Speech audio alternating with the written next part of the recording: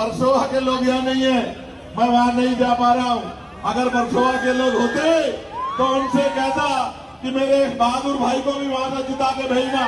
पिछले लोकसभा चुनावों में चंद्रशेखर रावण यूपी की नगीना सीट क्या निकाल ले गए, अब वो पूरे देश में अपने सियासी पैर जमाने के ख्वाब पाले बैठे हैं। हरियाणा में फजीहत करवाने के बाद रावण महाराष्ट्र में भी चुनावी आजमाइश करने गए थे, पर यहाँ भी कुछ न उखाड़ पाए, खाली हाथ घर लौटने की तैयारी में है। रावण ने बिग बॉस फेम और एक्टर एजाज खान को टिकट दिया था, पर एजाज यहाँ 100 वोट तक पाने के लिए तरस गए।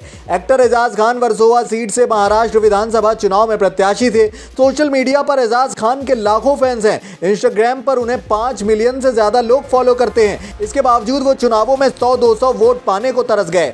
एजाज खान ने यूपी के नगीना से सांसद चंद्रशेखर आजाद रावण के नेतृत्व वाली आजाद समाज पार्टी काजीराम के टिकट पर चुनाव लड़ा था। इस खबर को लिखे जाने तक खान को सिर्फ 40 वोट मिले थे। इस सीट पर शिवसेना, उद्धव गुट और भारतीय जनता पार्टी के उम्मीदवारों के बीच कड़ा मुकाबला है।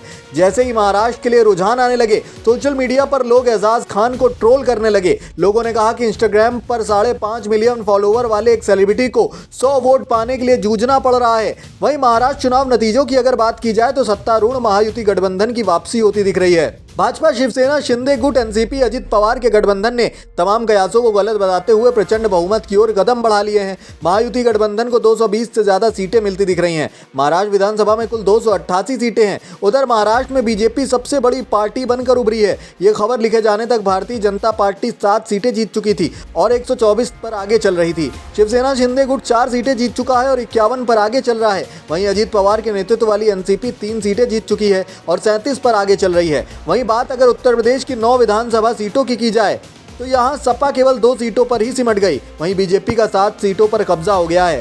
वर्सोवा के लोग यहाँ नहीं है, मैं वहां नहीं जा पा रहा हूँ। अगर वर्सोवा के लोग होते तो उनसे कहता कि मेरे बहादुर भाई को भी वहां से जिता के भेजना। इसलिए जिताना जहां लोग सीबीआई, ईडी, इनकम टैक्स से डर के, मुकदमे जेल से डर के और एमपी एमएलए बन के मुंह पर ताला मार के बैठे हैं, वहां कुछ लोग हैं जो अपनी जान की बाजी लगा के इस जालिम सरकार से लड़ने का काम कर रहे हैं। ये भी उनमें से एक मुजाहिद है। तो यहाँ अगर आपका में होता तो आपसे कहता, लेकिन आपकी जेब में फोन है, इस फोन को निकाल के मुंबई में फोन करना। और मैं ये कह रहा हूँ, अगर आपने अपनी जिम्मेदारी अदा कर दी तो जीत जाएगा मेरा भाई, और जीत गया तो अकेला एजाज विरोधियों के 50-50 एमएलए पे भारी पड़ेगा और आगे बढ़ जाएंगे। मैं आपसे कहना चाहता हूं, 20 तारीख को आपका वोट केतली के निशान पे जाना चाहिए। जहां केतली दिखे, केतली का बटन दबा देना और अपनी सेवा करने की जिम्मेदारी भाई भीमराव कामले जी को, भाई एजाज जी को, भाई तौसीफ साहब जी को देने का काम करना। वीके न्यूज उत्तर प्रदेश, उत्तराखंड, सच का सारथी।